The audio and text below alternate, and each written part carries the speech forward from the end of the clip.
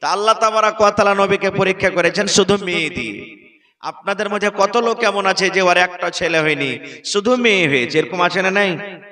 আর দেখবেন যার বেটি বাড়িতে হয়েছে, কথাতে কথাতে মানুষ ঘুঁচা মারবে, তানা মারবে।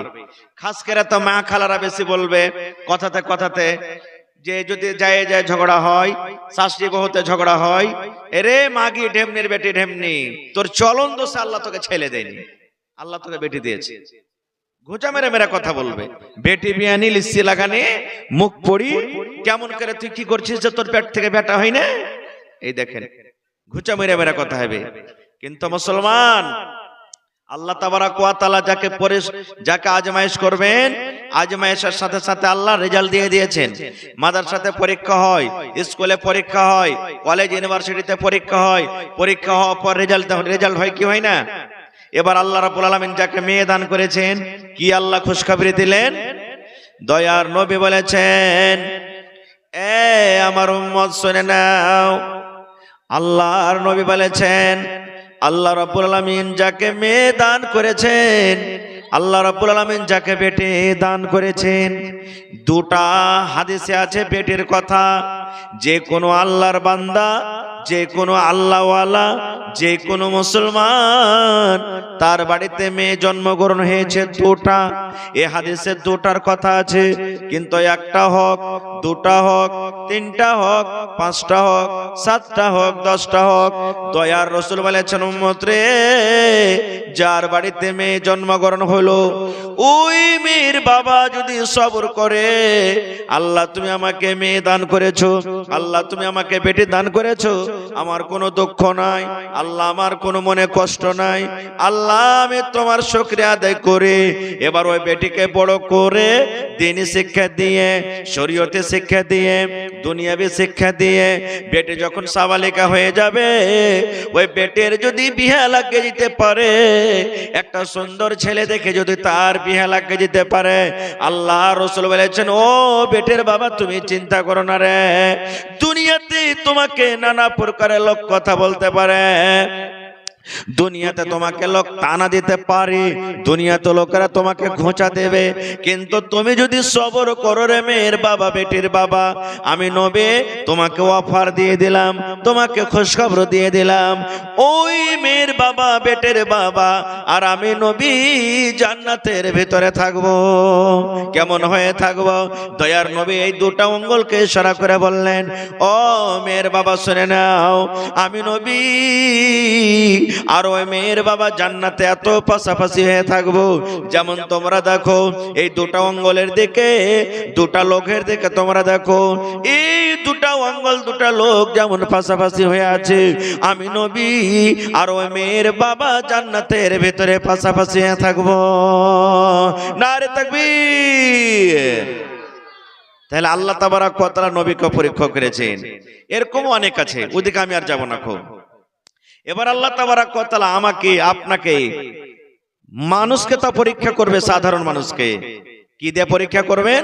পরীক্ষার অনেক প্রকার আছে। আমি বলেছি আপনাদের মধ্যে কত লোক আছেন যার 10 বছর থেকে ছোট ছোট বাচ্চা, একদিনকার, 1 বছরকার, 2 বছরকার, 5 বছরকার, 7 বছরকার, এরকম বেটা বেটি মারা গেছে না জানি কত লোকের? ছোট বাচ্চা, বাচ্চি কোলে যারা দুধ খাইছে, বা 2 বছর, 5 বছর, 7 বছর হয়ে গেল, এরকম ছেলে মারা গেছে না যায় না? হ্যাঁ, এরা যদি মারা যায় তো আল্লাহর একটা পরীক্ষা, এর লাভ কি আছে? সুবহানাল্লাহ। আল্লাহ রাসূল বলেছেন যে ফেরেশতা মানুষের জান কবজ করেন, আমরা কি বলি তাকে? আজরাইল, মালাকুল মউত। যখন কোন ছোট বাচ্চার জান কবজ করে চলে যায়, কারণ মানুষ যখন বুড়িয়া মরে তো অত পস্তানা হয় না, অত কান্দন মানুষ কান্দে না, বয়সে এসে মরে গেছে, কিন্তু ছোটতে যখন মানুষ মারা যায় তখন কষ্ট বেশি হয়, হয় না? কষ্ট বেশি হয়।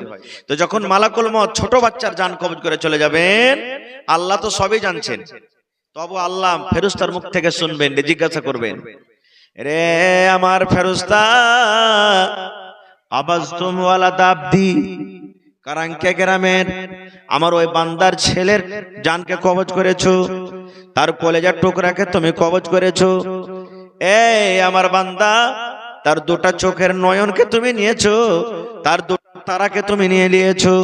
কবজতুম আলা দাবদি, আমার বান্দার বেটা বেটির জান তুমি কবজ করে নিয়েছো।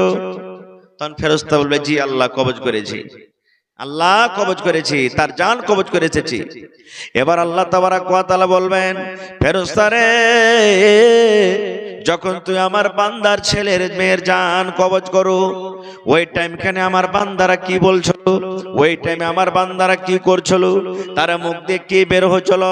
এবার ফেরেশতারা বলবেন রব্বুল আলামিন, যখন তোমার বান্দা বান্দির বেটার বেটের জান খান কবজ করি আল্লাহ, যে ওই টাইমে তারা হাউমাউ করে চিৎকার করেনি, মা মরে গেলি গে, আমার কলেজার টুকরা চলে গেল, মাথার চুল গালা ছিকড়ায়নি, বুকে বাড়ি মারেনি, হাউমাউ করে লহালটি করে চিল্লাইনি, কান্দেনি, সবর করে চলো।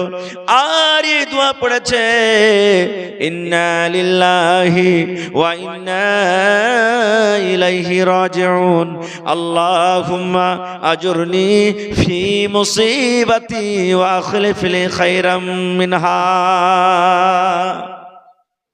যখন কেউ মারা যাবে দোয়াটা পড়বেন। এর মানে সুবহানাল্লাহ, যখন উম্মে সালমা রাদিয়াল্লাহু তাআলা আনহা, এটা আল্লাহ নবীর একজন স্ত্রী, তার স্বামী যখন আবু সালমা মারা গেলেন, তখন নবীজি তার কাছে গেলেন, যাওয়ার পর পড়ছে আরে আল্লাহর বান্দি কাঁদিও না, তোমার স্বামী মারা গেছে, তুমি দোয়া পড়ো। কি দোয়া? ইন্না লিল্লাহি ওয়া ইন্না ইলাইহি রাজিউন, আল্লাহুম্মা আজুরনি ফি মুসিবাতি ওয়া আখলিফ লি খায়রাম মিনহা। আল্লাহ আমার স্বামী মারা গেছে, এর থেকে ভালো স্বামী তুমি দিও। তো দোয়াটা তো পড়লেন, কিন্তু উম্মে সালমা বলছেন আমার স্বামী যে আবু সালমা ছিল, এর থেকে কি ভালো দুনিয়াতে পুরুষ পাবো? ই তো আমাকে সব সময় চোখে বসিয়ে রাখতো, ইয়ার মতন পুরুষ দুনিয়া তার পাবো না খো। আল্লাহ রাসূল তো দোয়া পড়লেন, পড়ে নিলাম, ইয়ার থেকে দুনিয়া তার পুরুষ আমি ভালো পাবো না। এত ইমানদার, এত আমাকে আদর করতো, পিয়ার করতো। এবার যখন তার 4 মাস 10 দিন ইদ্দত কেটে গেল, স্বামী মরলে 4 মাস 10 দিন ইদ্দত কাটতে হয়, ইদ্দত যখন পার হয়ে গেল, তখন নবীজি ডাইরেক্ট বিবাহ করার জন্য পেগাম দিয়ে দিলেন কাকে? উম্মে সালমাকে, যে উম্মে সালমা আমি নবী তোমাকে বিবাহ করব, তুমি রাজি আছো?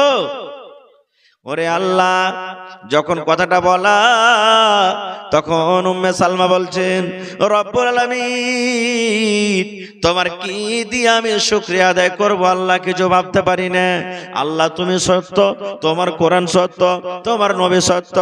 আল্লাহ জি, আমি দোয়া পড়ার পর এটা মনে করেছিলাম যে আবু সালমা যে আমার স্বামী আছে, ইয়ার থেকে দুনিয়াতে কোনো পুরুষ ভালো হইতে পারে না। কিন্তু ওরে আল্লাহ, নবী যখন আমাকে দুনিয়াতে বিয়ে করার জন্য পেগাম দিলেন, আমি এটাই মনে করলাম যে আমি আবু সালমার থেকে ভালো পাবো না। কিন্তু দুনিয়াতে কোনো এমন পুরুষ নাই জমিনের উপরে কি নবী মুহাম্মদ সাল্লাল্লাহু আলাইহি সাল্লাম থেকে বেশি ভালো হইতে পারে। হবে কি কেউ? নবীর থেকে কেউ ভালো হবেন? কেউ হইতে পারে না। তখন আল্লাহ